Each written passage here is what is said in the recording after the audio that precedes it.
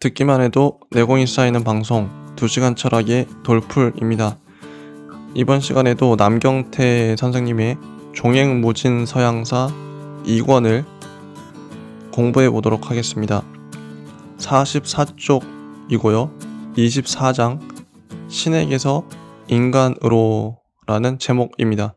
소제목은 부활인가 개화인가입니다. 르네상스는 프랑스어로 부활이라는 뜻이다. 그리스의 고전 문화가 부활했다는 이야기다. 14세기에 이탈리아에서 시작되었고 이것이 점차 북쪽으로 퍼져나가 16세기 무렵에는 서유럽 전체가 르네상스 문화를 공유하게 되었다. 르네상스는 서유럽이 1000년에 달하는 오랜 중세를 끝내고 근대 사회로 접어드는 이행기라는 성격을 지닌다. 이탈리아에서 시작되었다는 르네상스가 왜 프랑스어로 불릴까? 왜 하필 2000년 전의 그리스 고전 문화가 갑자기 14세기에 부활한 것일까? 대체 무슨 이행기가 200년씩이나 될까? 우선 르네상스가 프랑스어인 이유는 간단하다. 후대에 프랑스 학자들이 그렇게 불렀기 때문이다. 17세기 말에 프랑스의 사전 편찬자들은 르네상스라는 항목을 설정하고 새로운 시대의 문화와 예술에 관해 서술했다. 이것을 바탕으로 19세기의 프랑스 역사학자 쥘 뮤슐레는 처음으로 시대 전체를 가리키는 개념으로 르네상스라는 말을 썼다. 그 덕분에 르네상스는 문화와 예술을 넘어 14에서 16세기 서유럽의 지성운동을 총괄하는 개념으로 승격되었다. 둘째 의문은 르네상스의 본질과 관련된 것이지만 사실은 우문이다. 그리스 고전 문화는 오랫동안 숨죽이고 있다가 느닷없이 14세기 이탈리아에서 부활한 게 아니기 때문이다. 우리는 지금까지 서양의 역사를 씨앗, 오리엔트, 뿌리, 그리스어 로마, 줄기, 중세로 살펴보았다. 씨앗과 뿌리, 줄기는 같은 식물의 성장 단계들이므로 연속적이고 순차적이다. 이 연속성상에서 말한다면 르네상스, 아울러 대항해 시대 종교개혁은 중세의 줄기가 자랄 대로 자라 드디어 꽃을 피운 게 된다. 역사에서 비약이란 없다. 그리스가 오리엔트의 문명을 이어받지 않았다면 서양 문명의 뿌리는 없었을 테고 뿌리 없는 줄기와 꽃이 없듯이 중세와 르네상스도 없었을 것이다. 따라서 르네상스를 개화로 규정하지 않고 부활로 규정한 것은 근본적으로 잘못이다. 그러면 셋째 의문은 저절로 해결된다. 200년씩이나 오래가는 이행기란 없다. 그 정도의 기간이라면 그 자체로 별개의 시대를 이루는 것으로 보아야 한다. 내용을 따져보아도 르네상스 시대는 중세와 근대 사이에 낀 이행기가 아니다. 수천 년 동안 천천히 뿌리와 줄기를 키워오던 서양 문명이라는 나무가 바야흐로 최초의 결실인 꽃을 피우는 시기다. 따라서 르네상스 시대는 어떤 사회에서 다른 사회로 넘어가는 과도기가 아니라 그 자체로 독립적인 하나의 시대다. 그리스도교에 대한 관점이 크게 달라졌다. 세속의 사회들이 발달하는 눈부신 속도는 종교로서 도저히 따라잡을 수 없는 것이었다. 종교 안에서도 변화의 바람이 거셌다. 사회의 복합화가 진행될수록 사람들은 지식을 쌓아갔고 이성의 힘을 실감하기 시작했다. 예전에는 신에게 종속되는 것만이 유일한 삶의 목표이며 행복을 구하는 길이었으나 이제는 자신의 판단에 따라 살아가고 싶어 했다. 심지어 신앙마저도 이성적으로 해명하지 않으면 안 된다고 여기는 사람들이 생겨났다. 비록 그리스도교 신앙 자체는 여전히 힘을 잃지 않았지만 기존의 신앙으로는 사람들의 커진 머리를 수용하기 어려웠다. 나중에 보겠지만 여기에 교회의 부패와 타락이 겹쳐 종교 개혁이 일어난다. 이제 사람들은 다음 두 가지 판단 중 하나를 개인적으로 선택해야 했다. 첫째, 내게 일용할 양식을 주는 것은 이제 신이 아니다. 둘째, 신께서 내게 일용할 양식을 주시는 과정은 알고 보니 그렇게 단순하지 않다. 앞의 것은 신의 부정이고 뒤의 것은 암과 이성을 통한 신앙으로 이어진다. 중세가 해체되고 있는 와중에 신을 정면으로 부정하기란 어려웠다. 따라서 많은 사람은 뒤의 입장을 선택했다. 이렇게 해서 인간이 이성으로 신을 규정하는 르네상스 시대가 개막되었다. 그 첫 단추는 문학에서 꿰었다. 자, 다음 소제목. 문학이 문을 열다 입니다. 신곡은 중세의 서사시들과 두 가지 점에서 질적으로 달랐다. 하나는 신의 희곡이라는 제목에서도 알 수 있듯이 신의 영역을 주제로 삼았다는 것이다. 이처럼 인간이 이성의 힘을 통해 신이 관장하는 세계를 그려낸 작품은 그 이전이라면 상상할 수도 없었고 상상한다 해도 시도할 수도 없었다. 다른 하나는 단테에게 지옥을 안내하는 인물이 로마의 시인 베르길리우스라는 점이다. 베르길리우스라면 트로이 전쟁의 영웅 아이네아스의 모험을 그린 서사시 아이네이스의 작가이므로 말하자면 그리스 정신으로 충만한 로마의 시인이었다. 그리스 고전을 매개로 신의 영역을 묘사한다. 신곡의 이런 구도는 이미 중세를 넘어서고 있었다. 단테의 한 세대 다음 인물인 페트라르카와 보카치오에 이르면 르네상스 정신은 더욱 현저하게 드러난다. 호메로스, 플라톤, 세네카, 키케로 등 그리스와 로마의 고문원을 열심히 수집하여 연구했고 고전 사상과 문학에 해박한 페트라르카는 내용에서만이 아니라 문학적 형식에서도 르네상스의 특징인 인문주의의 경향성을 강하게 보여주었다. 또 보카치오는 데카메론에서 현실의 종교, 즉 성직자들을 통렬하게 비판했다. 특히 교황에서 거지까지, 귀족에서 하인까지 이르는 사회 각계각층의 수많은 인물을 화자로 동원하고 있으므로 신곡에 빗대어 인간의 희곡, 즉 인곡이라는 별명을 얻을 정도였다.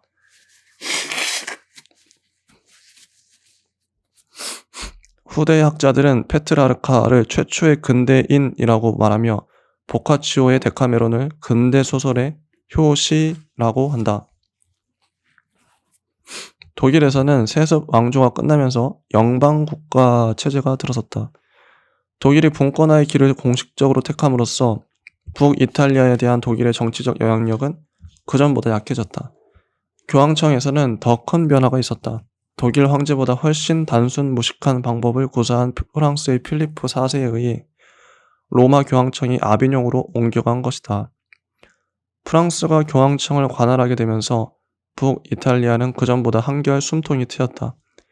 두 가지 사건 모두 13세기 말에서 14세기 초에 일어났다.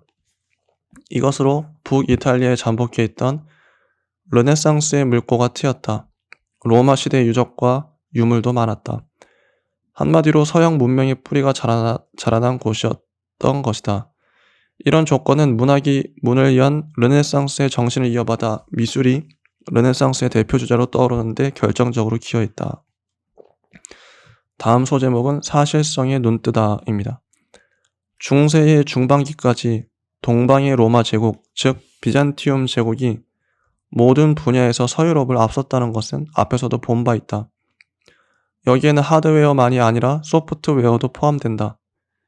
이런 구도를 깨뜨린 사람이 피렌체의 조토다. 그는 이탈리아의 전통을 흡수해 새로운 화법으로 표출시킴으로써 후대 미술사가들에게서 유럽 근대 회화의 창시자라는 영예로운 별명을 얻게 된다. 비잔티움 성화는 종교적 목적만을 부각시킬 뿐 인물이 평면적이고 비사실적인 형태를 취하는 데 반해 조토의 그림은 똑같이 성서의 내용을 소재로 하면서도 각 인물을 개성을 가진 존재로 살려내는 사실적 방식을 도입한 것이다. 당시의 회화에서는 종교적 목적이 가장 중요했고 다른 측면, 이를테면 사실성 따위는 중요하지 않다고 여겼을 뿐이다. 조토가 자신의 작품에서 사실성을 부각시킨 것은 그의 예술적 천재성을 말해준다기보다는 시대가 바뀌었음을 말해주는 현상이다.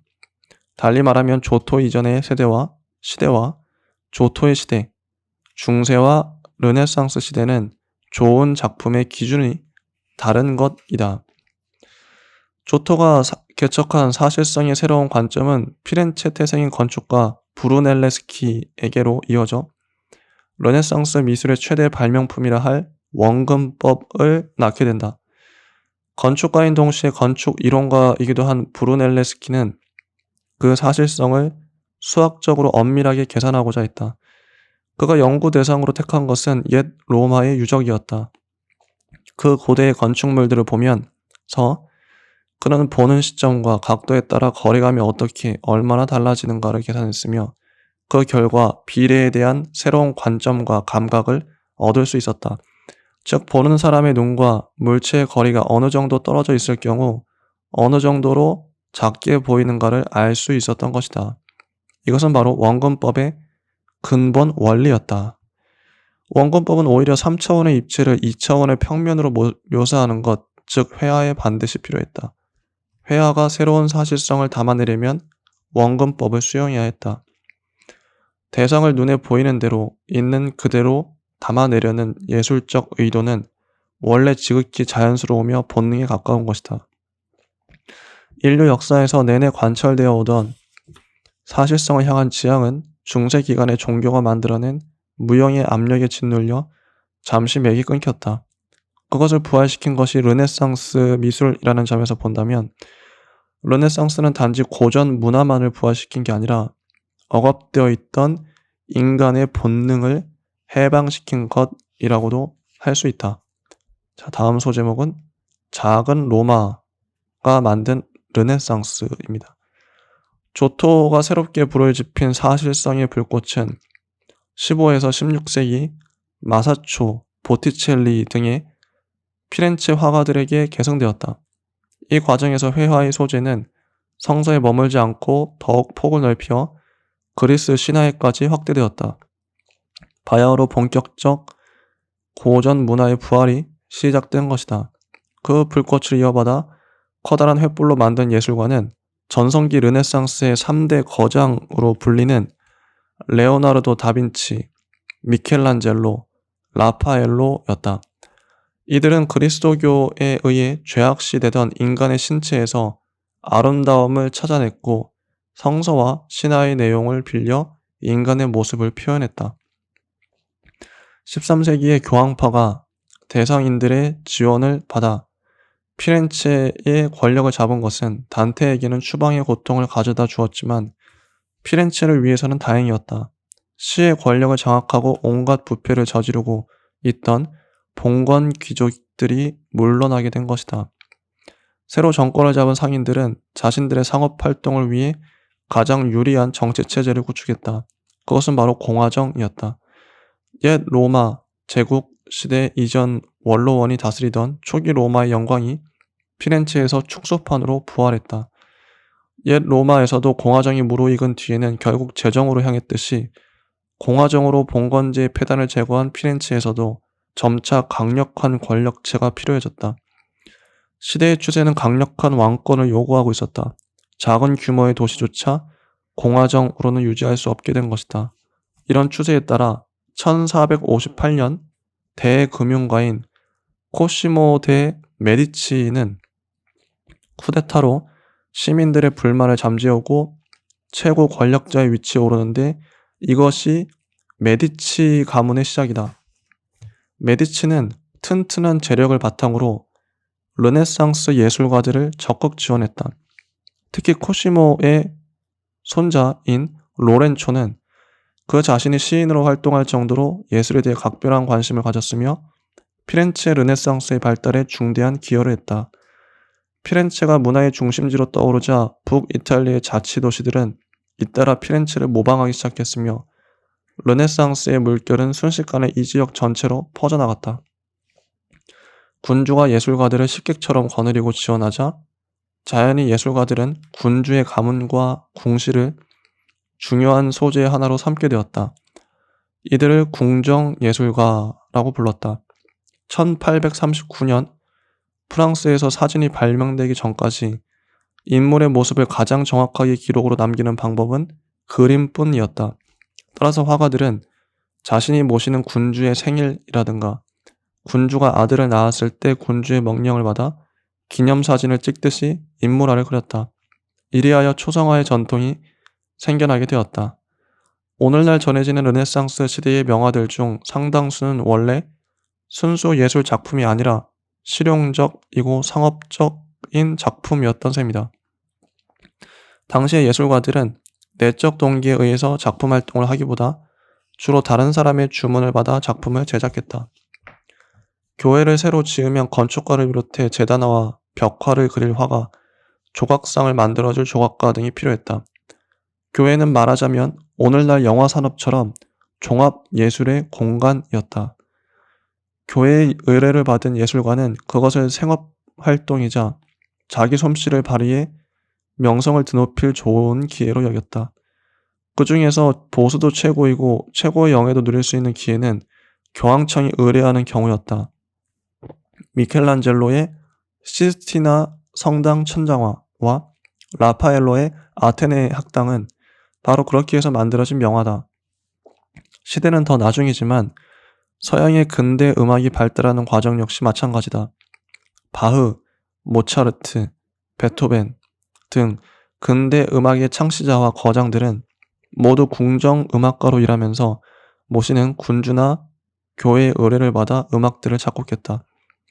이를테면 군주가 자식을 낳았을 때 작곡한 축가, 군주가 죽었을 때 작곡한 진홍가들이 오늘날 걸작으로 남게 된 것이다.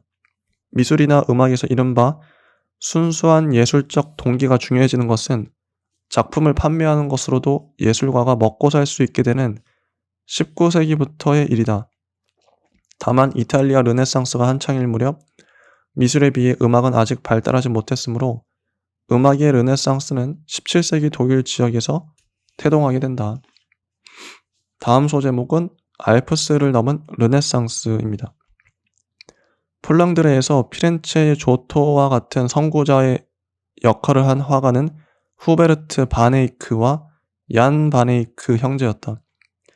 그들은 유화 기법을 처음으로 도입해 후대의 미술사가들에게서 북방 르네상스의 창시자라는 영예로운 평가를 얻었다. 어쩌면 그들이 유화라는 새로운 기법을 창안한 것은 무대가 폴랑드르이기에 가능했는지도 모른다. 북이탈리아와 달리 폴랑드르 화가들에게는 전통이라는 게 없었기 때문이다. 폴랑드르 화가들은 북이탈리아 화가들처럼 그리스 고전 문화에 지나치게 매몰되지 않으면서 새로운 양식을 실험할 수 있었다. 자화상이라는 독특한 장르를 발전시킨 것과 자연의 풍경과 인물을 함께 배치하는 시도는 바로 그 산물이다. 또한 오늘날의 SF 영화를 보는 듯한 기괴하고 음울한 작품으로 유명한 보스라든가 두 차례 이탈리아 유학을 다녀온 뒤 이탈리아의 양식을 과감히 취사 선택해 독자적 영역을 구축한 디러도 폴랑드르가 아니었다면 탄생할 수 없는 화가들이다. 누구의 눈치도 볼 필요가 없었기에 성서 자체에 훨씬 자유롭게 접근할 수 있었다. 그래서 나온 게 그리스도교 인문주의이다. 그 대표자는 폴랑드르의 에라스미스였다. 에라스미스는 기존의 권위 있는 해석을 거부하고 성서의 바탕을 둔 소박한 신앙으로 돌아가자고 주장했다. 철학자나 신학자, 성직자 등 지식인의 위선을 날카롭게 풍자한 우신 예차는 그런 토대에서 나온 작품이다. 알프스를 넘어온 이탈리아 르네상스는 폴랑드르만이 아니라 서유럽 전역에 널리 퍼졌지만 폴랑드르만큼 르네상스의 정신을 충실히 계승한 지역은 없었다. 전통의 강국인 프랑스와 영국은 서유럽의 선두주자였던 만큼 체제가 이미 굳어져 있어 새롭고 창조적인 정신이 스며들 여지가 적었다. 그러므로 르네상스의 물결은 프랑스를 우회해 동쪽으로는 폴랑드르로 서쪽으로는 에스파냐로 흘러들었다. 르네상스 미술의 종합판이라 할 초상화의 황제 벨라스케스가 에스파냐의 궁정에서 활동한 것은 우연이 아니다. 르네상스 정신이 가장 큰 변혁의 바람을 불러일으킨 곳은 독일 지역이었다. 이탈리아에서 발생하고 플랑드르에서 전승한 르네상스의 정신은 당시 교회의 모순이 집적된 곳, 심지어 교황청의 젖소라는 불명예스러운 별명으로 불리던 독일의 종교개혁에 지대한 영향을 미치게 된다. 자, 다음 소제목은 인간 정신의 깨어남 68쪽입니다. 르네상스가 인류 역사, 특히 서양의 역사에 가장 크게 기여한 것은 학문 분야였다. 인간을 신의 소나기에서 빠져나오게 한 인문주의는 실로 오랜만에 인간을 다시금 생각하게 해주었다. 중세에는 인간의 위상과 세계 내에서의 역할이 신에 의해 무조건적으로 규정되었으므로 인간을 설명하느라 애쓸 필요가 없었다. 그러나 이제 고전시대 이래 처음으로 인간은 자신이 어떤 존재인가를 생각하는 계기를 얻었다. 오랫동안 인간은 세계의 일부이기만 했으나 이제부터는 세계를 마주 대하는 입장이 된 것이다. 인간이 세계를 바라보는 주체가 되었으므로 세계에 존재하는 모든 것도 새로워 보이는 것은 물론이다.